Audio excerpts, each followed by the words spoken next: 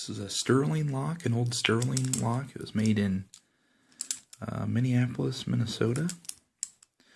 I've seen a video on this about how to pick it, and so I wanted to do a video on how to make a key for it, but couldn't get it done, and I tried a multitude of different things and could not get a key made for this, hence the Thomas Edison quote at the beginning of this video.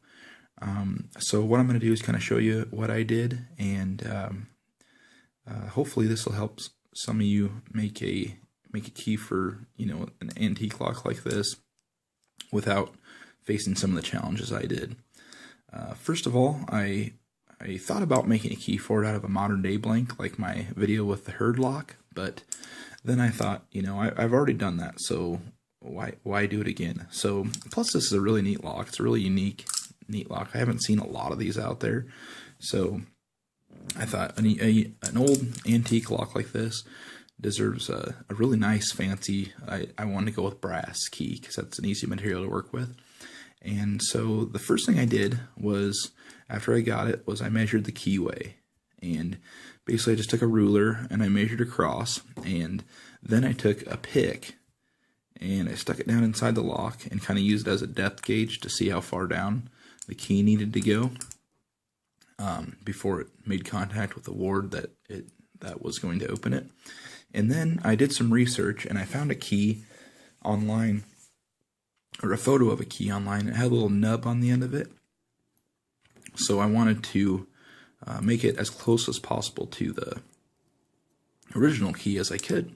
So after doing all my measuring, I got this drawing drawn up, and the depth of it was 1 inch, and the I just kind of guesstimated here. The width of it was 1/4 inch from the measurement that I took, and then I figured I'd notch out a 1/16 up and in on the sides to make that little nub that fits down into a hole down at the bottom of the keyway to kind of keep it centered when you're spinning it. And as far as the top of the key goes, I just traced the standard key to kind of give it a nice finished look. And next thing I had to do was figure out what I'm going to make it out of. And after going through a bunch of different ideas, I came up with a light switch cover.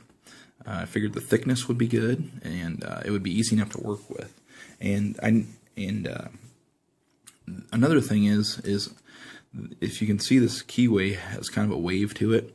I wanted to kind of eliminate that as part of my problem of making a key to it. So I wanted to make something thin enough that I could just go straight in there. I wouldn't have to bend it on, you know, bend it up here and bend it down there to make it fit inside the lock.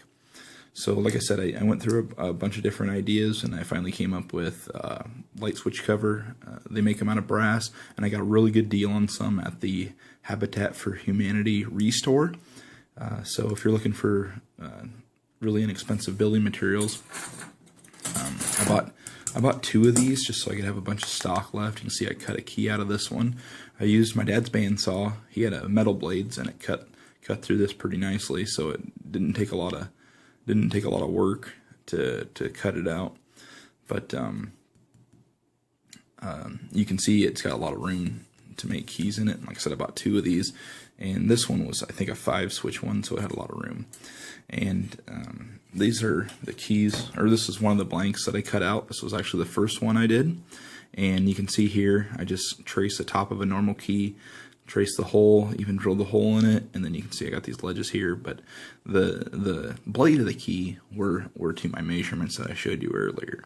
And then what I did is I just was gonna find the wards in the lock by just rocking it back and forth, and then looking for the marks of the wards made on the flat blade of the key, and then file those in so it would spin in the lock. And I'm not sure if you know how warded locks work. I'm sure a lot of you do, but what it is, it's 2 springs, or not springs, but they're flat pieces of steel in kind of like a leaf spring situation, and you slide the key in there. I'll actually use something larger. Let's say this is the key, and you slide it in there, and when you turn the key, it spreads those 2 springs, and then the locking pawls for the shackle are able to move when you pull up on the shackle, so that way you can get it out. And then when you unlock, or when you take the key out, it closes those again. So when you put the shackle back down, it'll lock in there until you put the key in.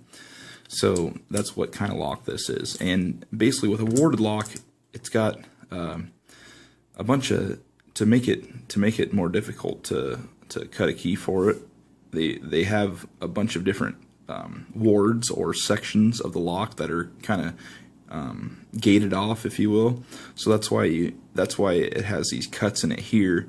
And only one of the wards, generally only one of the wards will actually activate the springs. The other ones are just kind of dummies. So that's why this one's all chopped up, is because I kept finding marks trying to get the key to spin. And so there's a lot of dummy wards in there. And I ended up filing it down, kept filing it down, put it in there, spun it. And then finally I got the key to spin about 3/4 of a turn. And I figured that was enough to open it. And I went to open it, and it would not open. So I thought, the reason I thought it wouldn't open was because this key, if you can see here, when I measured it, I didn't do a very good job. Let's see if I can get a good close-up on this. But you can see when this key goes in here, there's that gap between the key and the keyway. I'll wiggle it back and forth, but you can see, dang it, I lost focus. Let's see if we can get it back here. But you can see there's a gap there between the key and the keyway, the wall of the keyway. And I thought it was a tolerance issue there. And we're talking, you know, a 1/16th to a 32nd of an inch of wiggle there, if you can see that. And so what I did was I made another blank. And I took this blank and I made it a little bit wider than the opening, and then I just kept filing down each side until it just fit in there. So there was really no, you can see there, there's really not that much of a gap as there was in there on the other one. There, it fits right in there. So I did it again, and there's only, I think, 3 wards in this lock, but I was filing everywhere I saw marks, tried to get it to turn. And I got this key to turn, and it did absolutely nothing. I turned it and went to go open the lock, and it still wouldn't open. So then I thought there must be something frozen up in the lock. So I decided just to make a pick for it, just to get it open, and then we could kind of work our way backwards to making a key for it once I freed everything up. So I sprayed a bunch of WD-40 down in there, and I made this out of another blank that I had, and this has just got 1 ward on it, so I could just go in there and find the ward and twist it. And I found the ward and I twisted it. And the ward, generally, you know, it's supposed to have some resistance, but it'll move pretty easily. So with this brass being so soft, it was almost twisting the head of the key off in there, and I did not want to break a key, or you know, I did not want to break a pick off in there and have to dig that out. So I gave up on this and I went to something a little bit stronger. So I went to this. And this is an old pick. The pick came out this way. I busted it off, or broke it off a while back. But I took it to the grinder and made this, so this section will fit in the ward and this will fit in the little nub if it was the bottom one. And this is all cut out so it just will spin freely in there. So I put it in there, and I found the ward where the springs were, and I twisted it. And I had to twist like the dickens to get this thing to spin in there, but I finally got it around 3/4 of the way, and it would not open. Still couldn't get it open. So I thought maybe with all that, you know, all the spring tension, you know, it might be seized up or something like that, and these might be bending slightly or something like that, so they're not getting the clearance. So then I decided to take a master lock warded key and make a pick out of it. And so what I did was I had to grind down this neck and then all these other wards until it just left this little tip here, and this has even got the nub on the end, so that it was even going to work better for it. But the thing is, it's too thick. It's too thick for that keyway. So I had to, after I ground off all the wards, I had to grind it down, the height, I guess, or the width of the key, whatever you consider that.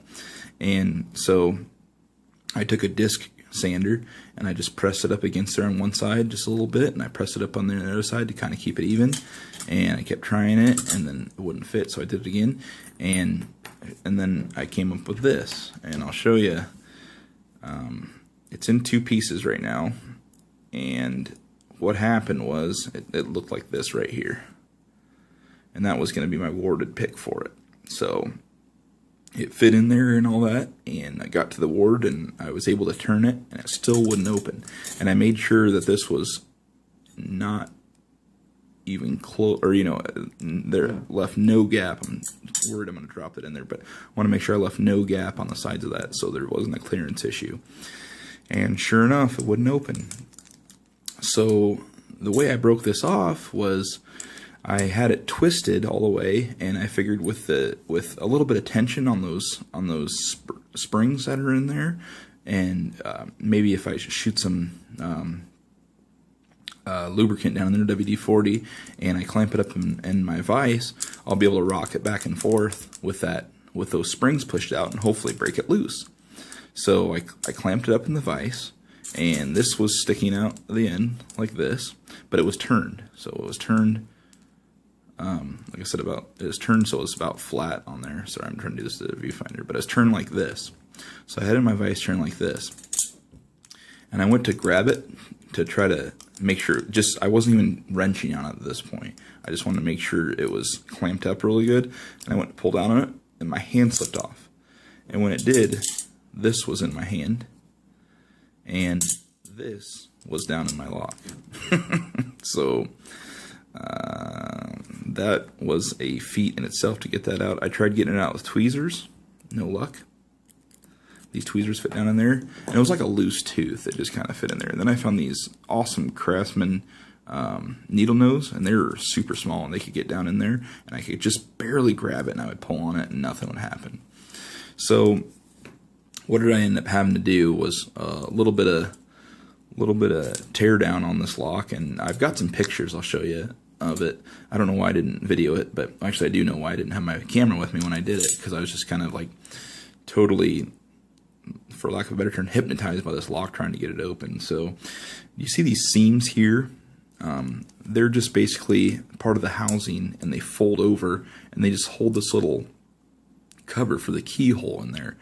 So what I did was I took a really thin chisel, and I started working that up, and I do this side a little bit, then I do this side a little bit, and eventually those two covers were folded down like this, and eventually I got them to spread open like that. And then this little cover came off, and I could get in there with like a regular pair of needle nose and just pull it out.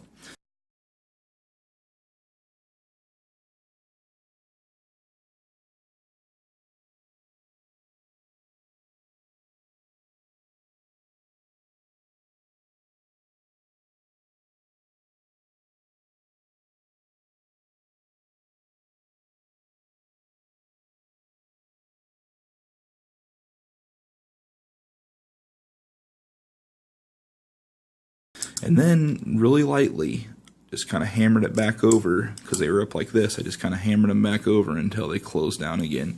And you can see about the only damage, like permanent damage I did to it, there's some scuffs from where I hit it with a punch, but are these little cracks here. It cracked a little bit when I opened it up. So I opened up this side farther than this one. This side didn't get as bad of it, and you'll see that in the pictures. But anyhow, I was able to close that back up. So we're back to square one with this thing. And as far as I'm concerned, I don't know what it's going to take to get this open. If you have any ideas or hints, please leave those in the comments. Or if you know where I can get a blank for this for a decent price, please leave it in the comments.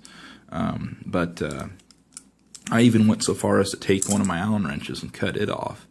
And so I could go in there and pry against that ward to try to open them up, and I could not get that open. So if you got any ideas, let me know. If not, hopefully this video helped you find another starting off point for making a key for this. And they're a really neat little lock, but I just don't know why this one opened. I thought about doing a cutaway, but we've all seen what a warded lock looks like inside, so there's no reason to do that. There's no reason to destroy this lock. So I'm just going to chalk this one up to the multitude of things that I am not capable of in the lock picking or lock sport or locksmithing hobby. So I guess I didn't really show you much, but don't use any of this information for anything illegal, and you know, have fun trying to get these old locks open. And thank you very much for watching, and we'll see you later.